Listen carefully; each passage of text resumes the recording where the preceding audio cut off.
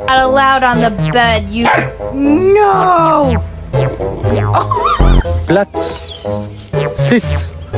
Steh. Okay.